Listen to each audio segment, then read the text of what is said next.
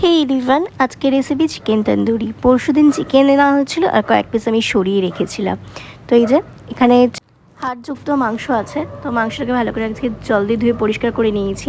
দিয়ে দেবো গন্ধরাজ লেবু অর্ধেকটা চিপে, দিয়ে দিয়েছি 50 গ্রাম মতন এখানে টক দই, 2 টেবিল স্পুন দিয়েছি হচ্ছে সাদা তেল, দেবো হচ্ছে হাফ টিস্পুন লঙ্কার গুঁড়ো, হাফ টিস্পুন দিচ্ছি হলো নুনটা যে যার স্বাদ মতো, আর দিয়ে দেবো যেটা মেন উপকরণ, এটা হচ্ছে চিকেন তন্দুরি মশলা।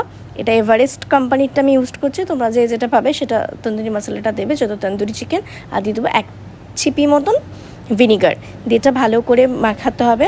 মাখিয়ে এটা ফ্রিজে রাখতে হবে 2 থেকে 3 ঘন্টা। তো আমি 3 ঘন্টা পরে বের করে নিয়েছি। মাইক্রোওভেনে করছি আজকে, মাইক্রোওভেনটা অন করে দিলাম। তো এইবারে দেখো মাইক্রোওভেনটাকে প্রিহিট হতে দেবো। তো এখানে মাইক্রো প্লাস কনভেকশন রয়েছে, তো আমি 170 ডিগ্রিতে দিলাম, দিয়ে 10 মিনিটের জন্য এটা প্রিহিট হতে দিচ্ছি।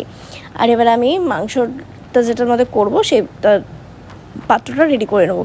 তো মাইক্রোওভেন যাদের আছে তারাও সবাই তো জানো এরকম দুটো প্যান থাকে দেয়, মানে একটা এরকম লোহার একটা ট্রে দেয়, আর একটা তো এই যে তন্দুরি করার জন্য যেই বড় বড় এই ঝাঁঝরিগুলো থাকে। তো ফার্স্ট টাইম এগুলোকে তেল ব্রাশ করেছি, ঠিক আছে। তোমরা অয়েল ব্রাশও করতে পারো, বাটার ব্রাশ করতে পারো, ঘি ব্রাশ করতে পারো, যে যেটা করতে পারো। আমি বাটার দিচ্ছি না, যেহেতু খুব অল্প উপকরণে হঠাৎ প্ল্যানিংয়ে আমি চিকেনটা করছি, তন্দুরিটা করছি, তো জন্য অয়েলটা ব্রাশ করে নিয়েছি। বাটার ছিল, কিন্তু যেই পরিমাণে ছিল আমার এতটা চিকেন হতো না। তো আমি সবগুলো ব্রাশ করে আর ওই যে গোল ঝাঁঝরিটার মতো ব্রাশ করে এবার আমি চিকেনগুলো ঝাঁঝরিটার উপরে দিয়ে দিচ্ছি। তোমরা চাইলে এর উপর দিয়ে কিন্তু চিকেনের উপর দিয়ে বাটার বা অয়েল ব্রাশ করে আবার দিতে পারো, আমি কিন্তু দিইনি, আমি অন্য সময় দিই, কিন্তু আজকে একদম মানে কোনো প্ল্যান ছাড়া বানাচ্ছি, ওর জন্য এত কিছু করলাম না। তো এই যে এবার আমি ঢুকিয়ে দিলাম ট্রেটা মাইক্রোওভেনের ওপরে।